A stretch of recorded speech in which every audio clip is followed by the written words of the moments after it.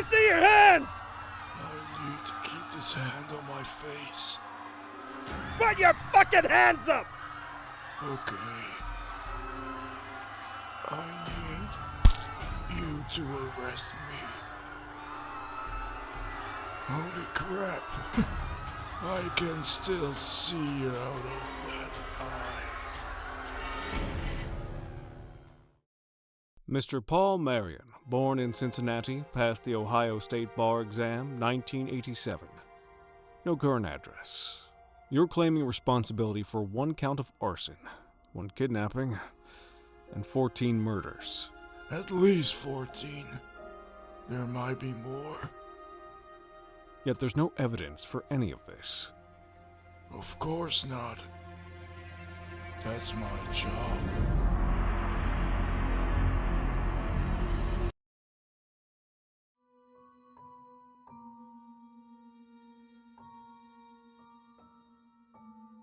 I'm going to need a little help here.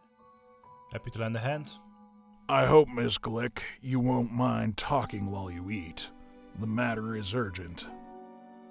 Call me Pauline, please, and, of course, we can talk while I eat. Where do you want to start? With the steak, please? No, I know what you meant. You want to know where to find Paul Marion before he does any more harm. Yes, more importantly, we need to minimize the fallout from what he's already done. Sounds familiar. More meat, please. We don't know how early his sabotage of the Murkoff Corporation began, so start at the beginning. The beginning? That would be 2008. As soon as we were partnered up, they started calling us the Pauls. Paul Marion and Pauline Glick. Hilarious. Do you remember the Hatbox murders? Of course. What's his name? The Egyptian guy killed all those veterans? Omar, an American. His grandparents were Egyptian. He was born in Newark. They had just found the 3rd body, one Martin Belmont. Took them a day to piece him back together. Just like the others, the head was gone. He was a veteran of Iraq, and like the first 2 victims, a patient at the Spindletop Psychotherapy Clinic in Hatton, Texas. Murkoff bought Spindletop 2 years earlier as part of Blair's Research Through Charity initiative. They had a government contract to help our returning veterans cope with PTSD. The chief psychotherapist there wasn't directly under Murkoff management, so we had to give him the speech. The speech? We're not here to save anybody. The company you work for belongs to a company that belongs to a company that belongs to the Murkoff Corporation. Accidents and lawsuits raise Murkoff's insurance premiums, and unnecessary expense makes us sad. We're damage control. We'll help as much as we can. But our bottom line is the bottom line. We're legal mitigation. So your card says... The murdered men were all patients of yours. They were. We'll need to see any notes you have on their therapy sessions. That's impossible. Doctor-patient confidentiality. Unless, of course, you can provide a warrant like those FBI men did. We'll need any information you gave to the FBI. We may need to shape your testimony. Now hold on a second. Are these Sumerian? That's right, Mr. Marion. My patients were damaged while working in the Middle East. Does good to include some Arabic culture to show it's not all war. Who are they? The Apkallu, demigods given to man to establish civilization and guard against its destruction. Like the Nephilim Genesis 4, the sons of God came unto the daughters of men. Their children the mighty men of renown. With animal heads. Let's get back on track. Your reports describe experimental therapy, reliving and dissecting the events until it stops hurting. Some scholars think so. I like to think it helps our soldiers to see Christian and Islamic meds coming from the same place. That's where it started, but we began to see negative effects in the therapeutic spiral. Psychological wounds would close, then reopen wider as the therapy continued. Our current method is dream therapy, guided by hypnosis. They can re-experience and release the traumatic event subconsciously, without a burden to their waking mind. That seems dangerously close to leading the witness. How do you know you're not shaping the patient's memory? The mind knows what it needs. The therapy was remarkably effective. Rates of substance abuse plummeted, self-harm and suicidal thoughts were all but eliminated. Sounds great, except for those 3 homicides. We're going to need to see those consultation transcripts. That's impossible. Get a warrant or talk to the FBI.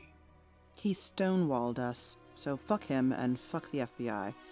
We go to a more reliable source. Video surveillance. Sure, the whole place is wired. It's usually Strong Fat who monitors the feeds. Strong Fat? I wish those guys wouldn't call me that. Do the therapists know they're being recorded? Of course not. We're watching them too. And you watched every therapy session? Yes, ma'am. Make sure nobody gets hurt. Can you show me the victims? This is Martin Belmont, the guy who just got, killed. He was in Afghanistan, I think. Fish in the desert. And the insects eating its eyes are embers. But the fish is alive. And I'm going to put it in the water I'm carrying. But when I pick it up, it burns me. That's Priscilla Clark, the second victim. Yeah, she was nice. They have killed the children, too. But the children aren't really children. They've got animal heads, and if we don't watch them, they'll come in the house and kill all them. This was the first victim, John Bowers. He was really sad. I think he killed a lot of people over there. Because they followed us back. They don't want us. They want our children. The crane with blood on his beak from our heads. He dips his beak and we move like puppets. You said you make sure nobody gets hurt. Yeah, it don't happen often, but like this guy. Omar Summon. He's an okay guy. Just got a lot of stuff to work out.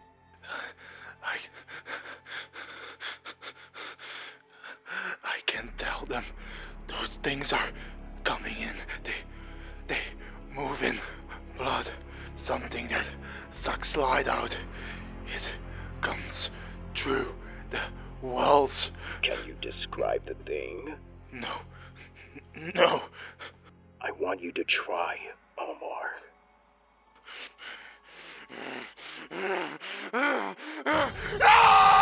Omar, wake up!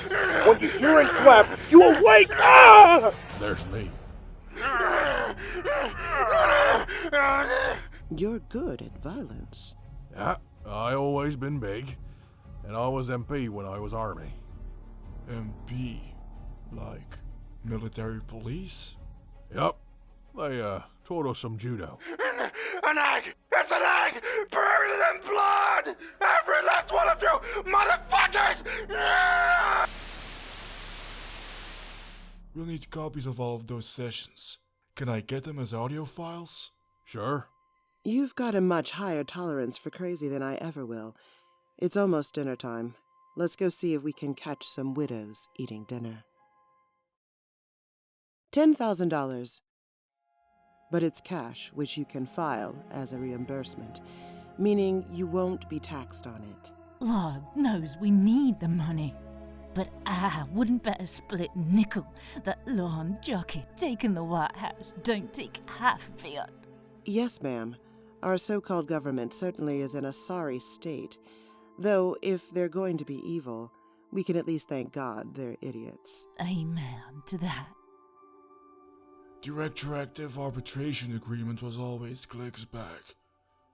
She could have sold dog shit perfume if she wanted to. For $10,000, This woman gives up the chance at a lawsuit worth a couple million at least. The contract was a brilliant piece of legalese, protected Murkoff entirely, without mentioning the company once.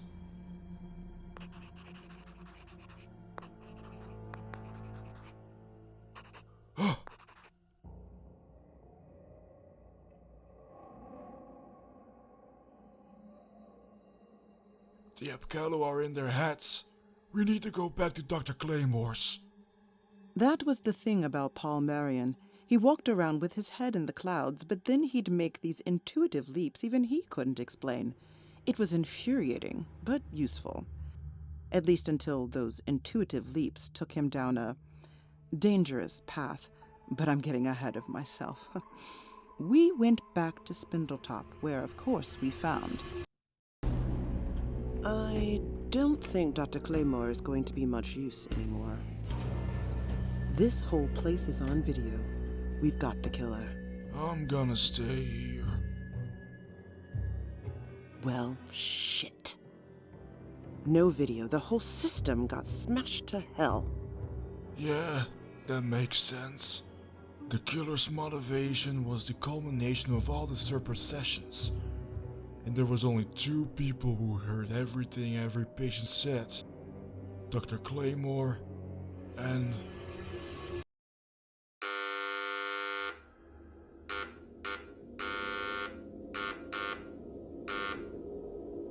He's not home.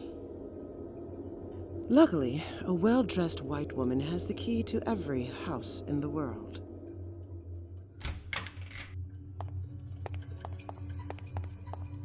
Four missing heads.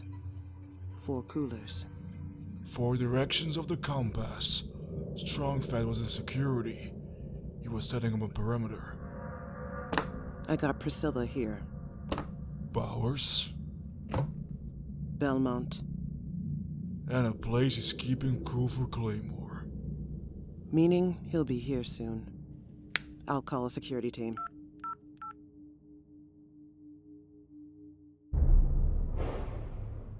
Strongfat still sleeps with his child stuffed animal? Why are the killers always angry toddlers? We might as well start using his real name. Shit's about to go on record. Fine then.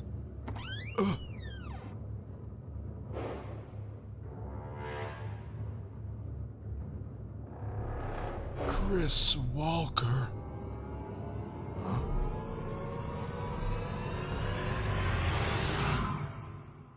Little pig?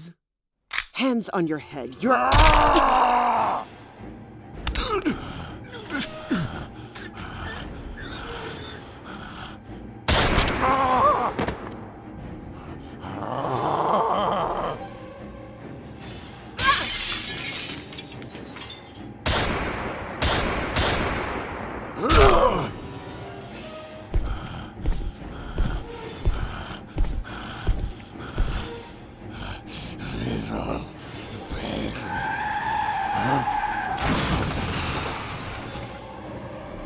Thanks. He's a Murkoff employee. I think he just retired. Yep. Still means we gotta get him out of here and cover up before the cops get here. You strong enough to put those coolers in the truck? We put Dr. Claymore's head in the last cooler and put all 4 of them in Omar Abdul Malik's apartment. Pretty flimsy evidence-wise, but his name and skin color did the heavy lifting. Omar Abdul Malik was innocent? Well, I don't know about innocent, but he didn't do the headbox murders. You seem ashamed. I was. I am. So why did you do the work? Was the money that good? No, I mean, the money was great, but the reason I kept doing it. A big part of Murkoff's business in the modern world is pharmaceuticals and gene therapies. My daughter has the same blood disease that killed my wife. A extraordinarily rare and uncurable. But Murkoff had an experimental treatment, commercially unavailable. As a Murkoff employee, I had privileged access. So long as I kept my job, they would keep Alice alive.